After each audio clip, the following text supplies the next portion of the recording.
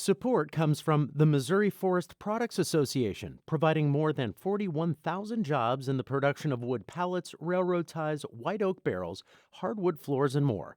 Details at choosewood.com. Thank you for listening to this St. Louis on the Air podcast brought to you by Lindenwood University's Hammond Institute for Free Enterprise, examining market approaches to help solve economic and social issues, hammond.institute. Welcome to St. Louis on the Air. I'm Don Marsh. The gambling industry in this country is, on the one hand, extraordinarily successful, generating billions of dollars in revenue. On the other, it's generating a growing problem, gambling addiction. Whether it's going to casinos or playing the lottery, more money flows in than out to states, casino coffers, and backroom poker games. And a study conducted by our public radio collaborative Sharing America team shows that some ethnic populations are more susceptible to gambling problems than others. Joining me in studio is Holly Edgell, Race, Identity, and Culture Editor. She has overseen our Sharing America online story, Fixed Odds, Problem Gambling in America. Dr. Timothy Fong is professor of addiction psychiatry and co-director of UCLA's Gambling Studies program. He joins us by phone. Thank you both for being with us. Great to have you. Thank you. Doctor? Thank you for having me. Good to have you with us. I'll start with you, Holly. Give me, in a very general way, kind of an overview of what this Sharing America project was all about. Sure. Well, we found that several cultures, there's a perfect storm of cultural issues, stigma, tradition that kind of collide with this notion of gambling as a fun family activity that is completely normal and part of life. And then that's where you start to see when the problem gambling becomes a problem, there is a reluctance to seek help, a reluctance to seek treatment, and then this sort of gambling addiction goes undiagnosed and spirals often. Dr. Fong, when does it become a problem? At what point? Well, it's very clear when gambling no longer becomes a source of joy or a source of entertainment or raises the quality of one person's life. Gambling addiction, or as we call it now, gambling disorder, is a mental health condition. It's an addictive disorder. It causes harm. It causes damage to individuals, families, and society. Colloquially, we'll say it when the fun stops, but it's even more than that. It's when the harm begins. That's when I look at the line between passion versus addiction. How exactly does it become addictive? Well, very much like any other form of substance, gambling starts off as rewarding, as interesting, as compelling. But then somewhere along the course of the engagement and the behavior, it becomes something different. Urges, cravings, doing things against one morals code, losing money, losing time, losing productivity. Those are the kind of the basic harmful consequences that come first. But then as it advances, it becomes even more problematic. Depression, insomnia, health problems, lying, criminal behavior, a lot of really just unfortunate, harmful consequences. It is a mental health problem, therefore. Oh, absolutely. So we now have a very clear understanding of the biological, psychological, and social risk factors, as well as the impact that gambling disorder has. In the DSM-5, the manual we use to diagnose psychiatric conditions, it's listed in the substance-related and addictive disorders chapter. It is seen as an addiction no different than, say, opioid or alcohol use disorder. Holly, one of the most interesting aspects of your stories, and it concerns the fact that with all the money that flows in and around the gambling industry, a very small percentage of that money profits to the people who run the casinos and what have you, goes back to helping people with problems. Yeah, and there's two sides to that. The American Gaming Association does have a program to funnel money into treatment programs, but we also know that it's a fraction of what is earned. And then states have some public monies for this, but the average amount of spending on problem gambling treatment, for example, a hotline that you could call or other kinds of resources, is only 30 cents per capita. That's the average. And in Missouri, Missouri only spends 4 cents per capita on problem gambling, and that would be like your 1-800-BETS-OFF hotline and other issues like that. So the spending is very low. Some states spend more. Oregon spends about $1.40. Wow. But again, that's per capita against the billions that they make from lottery, and also they have video lottery there as well as casinos. But that's almost 40 times as much as Missouri spends. That's right. Well, that tells us something, doesn't it? What do we know about Illinois? Do you have Yes, I do. Illinois spends 8 cents per capita, so double us, but still a very small fraction. And they reaped about one. Well, the casinos there earned about $1.4 billion, but the state makes twice that on lottery in Illinois. Dr. Fong, given this fact that so little is spent, does even a little bit make a difference? And how is that money being spent, and how could it be spent more effectively? Oh, absolutely. Every resource matters. Here in California, we're very fortunate to have a large statewide treatment program where for $8 million a year we can provide those services, but it's still not enough. And it goes back to the more fundamental question, why don't we have more? Why isn't there more of a groundswell from states and communities to say, hey, we need more help to address this problem? It goes back to, again, gambling disorder is the, quote, hidden addiction. It's not seen, you can't smell it, but you can certainly feel its impact in families and homes. And even more so, we don't have a lot of lobbying groups. When was the last time we saw a protest or a rally or people go in public and say, we need more services in our community because gambling addiction is really harming our communities? So there's a lot of variety of things here, but absolutely, compared to when I first started 20 years ago, there are a lot more states with revenues, but we certainly can use a lot more. Isn't there something of a stigma associated with this, too? People might say, well, these people got into this difficulty themselves. It's their fault, so too bad, so sad. Oh, absolutely, and that's been true for hundreds of years and still persists, this false belief that this is an issue of willpower. This is an example of someone's bankrupt morality. No, this is a psychiatric disease. There are brain changes that create people to do thoughts and feelings and behaviors that they would never normally do. We're finally having that conversation, and we're finally beginning to understand how those differences emerge. And even more so in the ethnic groups, you can see how it's such a big issue. As an irony today, it's Chinese New Year, so gung hei fat choi to everyone, but it's also the biggest gambling day of the year for Asian ethnic groups, and a lot of traditions and superstitions get wrapped into gambling that both celebrate and promote it, but also drive people away from seeking help. Holly mentioned that. One of the reasons a lot of Asian ethnic groups don't go to get help is this false belief that if I lose money today on Chinese New Year, that is my fate. That is my destiny. That is what I am doomed to become, and that cannot be corrected. Holly, it seems, again, referring to your story, that many of the people who have addiction problems are people of color. Well, the numbers are smaller in a large sense, but the rates are higher. So probably about 1% of Americans in general have a problem gambling. That's about 2 million people. But in, for example, the Asian immigrant and Asian American community, it could be double that or even higher. The research is not complete there. For Native Americans, it is more than twice the prevalence, and so it is a really serious problem that needs more attention. I have some figures in front of me here taken from your story. The gambling rates: Asian Americans 2.3%, Native Americans 2.3%, African Americans 2.2%, White Americans 1.2%, and Hispanic Americans 1%. What is that telling you, Doctor?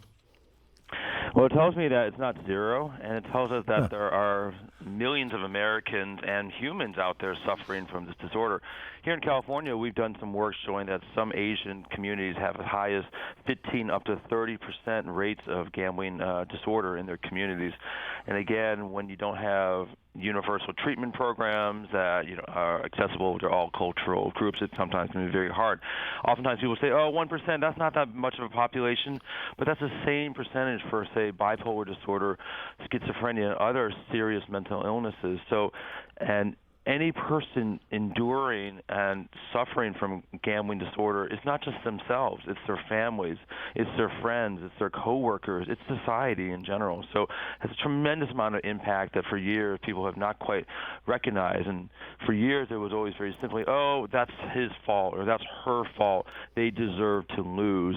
When in fact, no, the damage and consequences they have endured can be corrected. You know, I was surprised to see that the rate was as high as it is in the Asian community.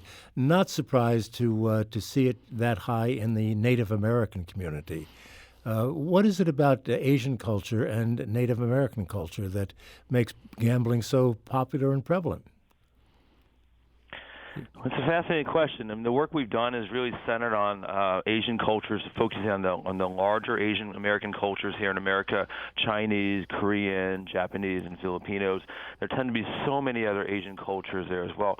But what we've identified are some very interesting cultural factors that really promote the gambling behavior as an acceptable form of entertainment, as also an acceptable way of making money. So when you have a culture that says, hey, this is an activity we like, this is an activity that we allow across the lifespan, from children to older adults to participate. And even more so, this is an activity that if you don't play, you're kind of left out. And you put all that together, it creates this, what we call, demand for gambling from a lot of the larger Asian American cultures. That's not to say that every single Asian American loves gambling. It just says that it's perpetuated through traditions and cultures and celebrated. This morning, I gave our kids lucky money as a sign of this is the Chinese New Year. This money is considered lucky. That engenders this belief that money is good and money can bring you fame and fortune. And if you win money at gambling, then that's a really good thing. Put it all together, you create this cauldron of culture that leads to, again, an acceptance and a demand for gambling activities. That explains the Asian American side, and I'll kind of let Holly weigh in on the Native American story. By the way, if you're handing out money today, I'll leave my address with our screener. No, you're supposed to hand it out to a younger generation. Well, that leaves me out, believe me. Holly, go ahead. Well, we found something really interesting in the Native American part of this. As people may know, there are hundreds of tribal casinos and gaming facilities around the country.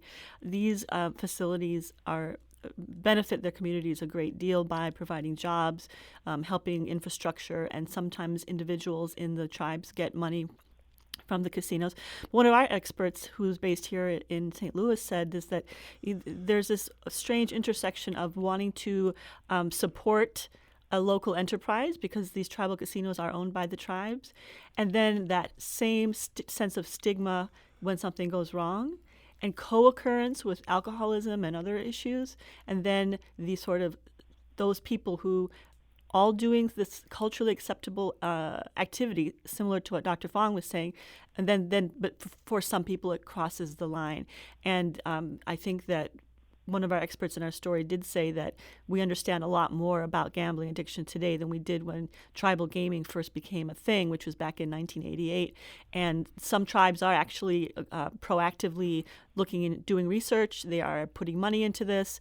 And then, of course, people in different states can avail themselves of any program that their state may have, which, as you've heard, is the funding for that is not very good. Would it be possible, Holly, to argue that as bad as the situation is with problem gambling in the Native American community, that is offset by the fact that the profit that you mentioned is considerable and does a lot of good?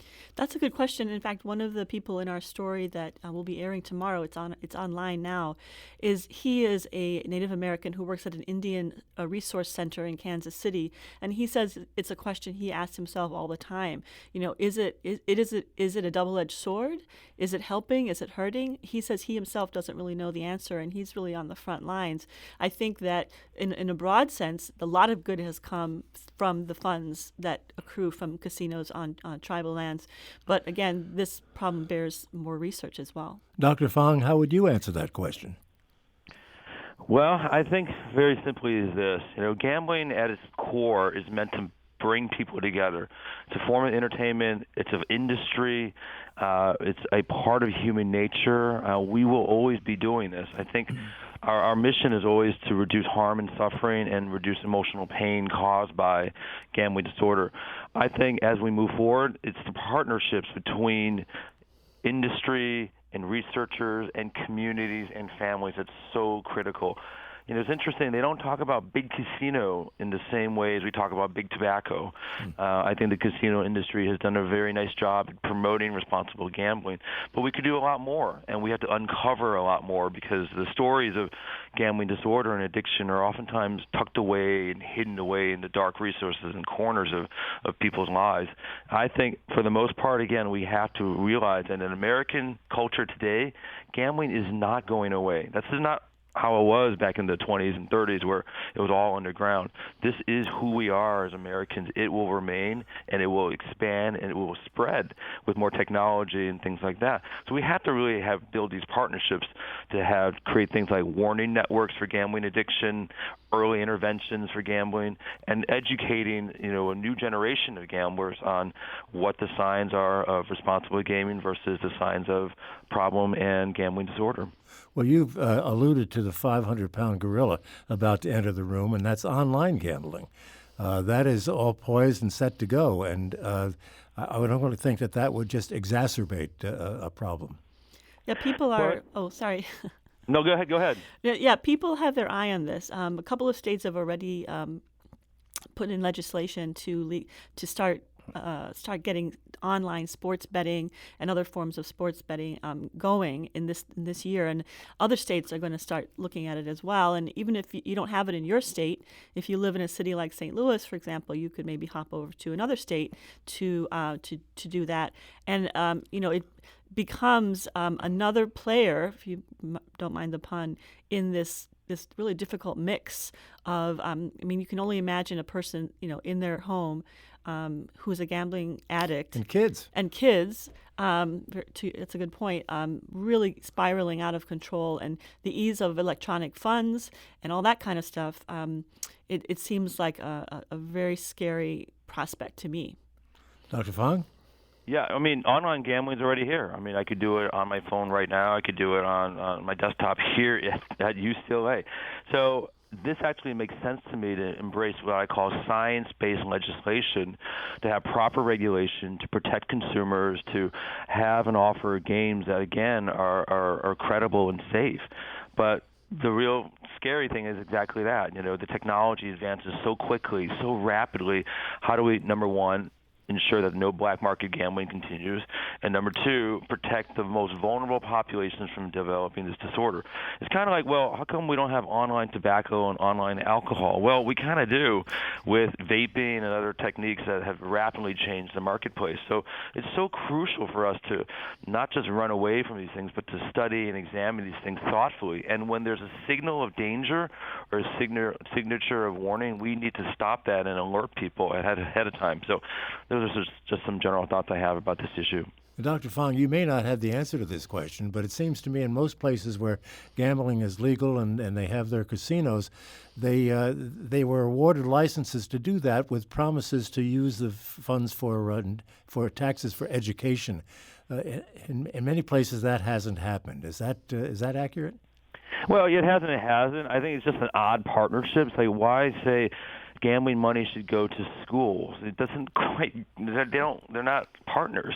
Now, here in California, of course, a lot of our lottery money goes to schools, but the budgets for schools are very large, and the lottery money is only a small portion of that.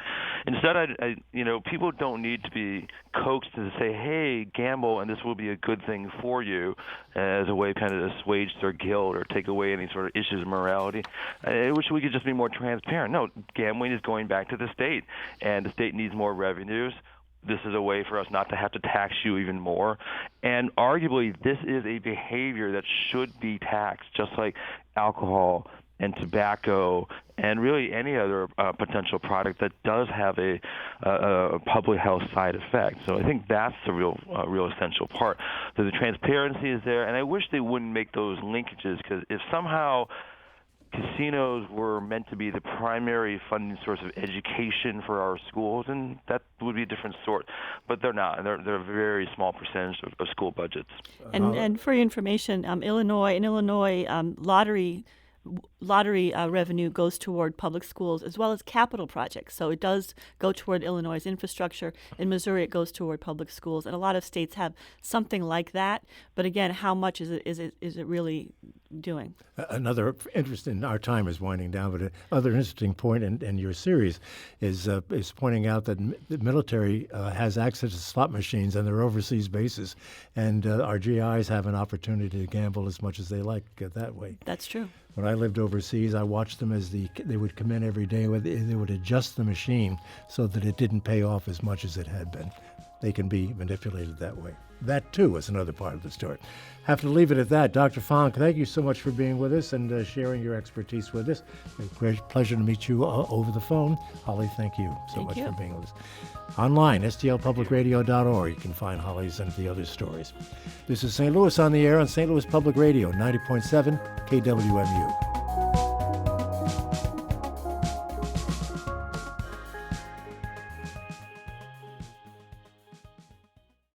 Support comes from Missouri Forest Products Association, committed to sustainable and sound conservation of the state's forests, which support more than 41,000 Missouri jobs, resulting in a $10 billion industry. ChooseWood.com.